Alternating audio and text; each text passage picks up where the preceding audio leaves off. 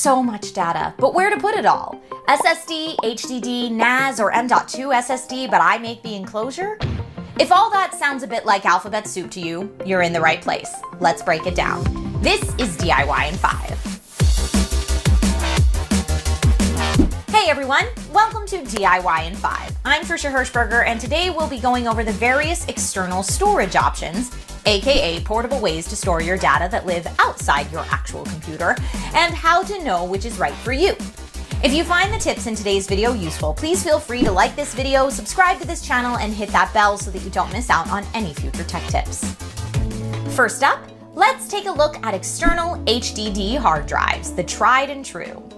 HDD or hard disk drives are generally more affordable, larger, and a bit weightier than other storage solutions out there. They have mechanical moving parts and thus are a bit more prone to damage from a drop or a fall, and generally have slower transfer speeds than you'll find with other types of drives. If you're looking for high capacity storage at a decent price with files that maybe you want to archive and aren't as concerned with transfer speeds, and you plan to keep the drive in mostly one location, this could be the best solution for you.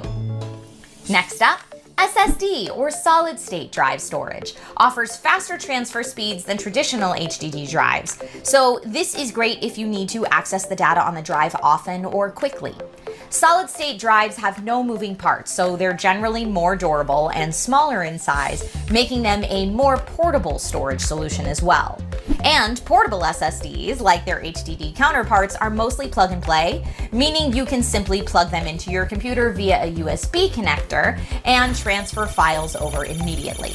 In fact, if you're looking for a small, portable, plug and play, fast and rugged drive, a new challenger has entered the ring in the Kingston XS2000. I mean, look at how tiny it is.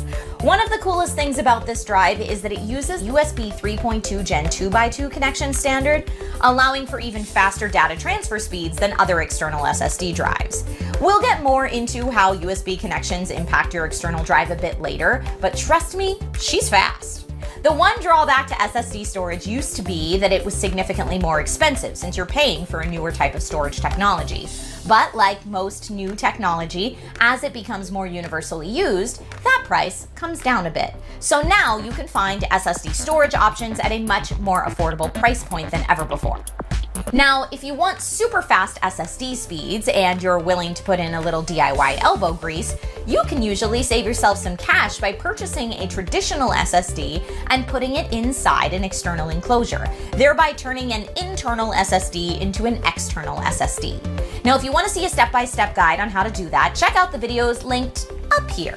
Some drives, like many of the Kingston 2.5-inch drives, include an external enclosure already, and others you may have to purchase separately. Both Pluggable and Elegir make some really solid NVMe M.2 enclosures. NVMe drives can offer ultra-fast read and write speeds, but it's important to remember that your speeds are only as good as your slowest component. And when it comes to external drives, often that's your USB connection that may slow you down. For example, if your drive is capable of 3 gigabytes per second read and write speeds, but your connecting cable is a USB 3.1 Gen 2 USB capable of up to 10 gigabits a second bandwidth, you won't be actually getting those full speeds. Important to note here, a bit is 1/8 of a byte, so whether giga or mega, be sure not to mix these up as you may be expecting something 8 times faster than what you've got. Uppercase G with lowercase b is gigabit. Finally, there's one more storage solution for those out there who have oodles and oodles of data to store, anywhere from 4 terabytes on up. NAS, or Network Area Storage, is a high-capacity storage option that can connect to a network, allowing multiple people to access the data stored there. NAS solutions can be a bit more expensive to maintain as you need an enclosure that will then house your various drives within. Manage the drive array, network, and file server. The NAS enclosure basically acts as its own mini computer. Now you can get NAS enclosures in anywhere from 2 to 8 bay options or even larger for server type solutions. Then you purchase large capacity NAS drives to go in each of those bays depending on how much capacity you'll need. This option is great for multiple computers having the ability to access the same files and is often thought of as a more affordable option to cloud storage when it comes to maintenance over time. The great thing about the types of external storage I've listed in this video is that you've got loads of options at all levels. So you can scale the capacity, drive portability, and size and transfer speeds to your budget and your specific needs. If you have any further questions not answered in this video, please feel free to leave them in the comments. And the Kingston team and I will do our best to answer them. But mainly, I hope this video gave you a solid overview of the various types of external storage options out there and helped you on your way to finding the best solution for your needs. Take care, everyone, and I'll see you next time with more DIY in 5.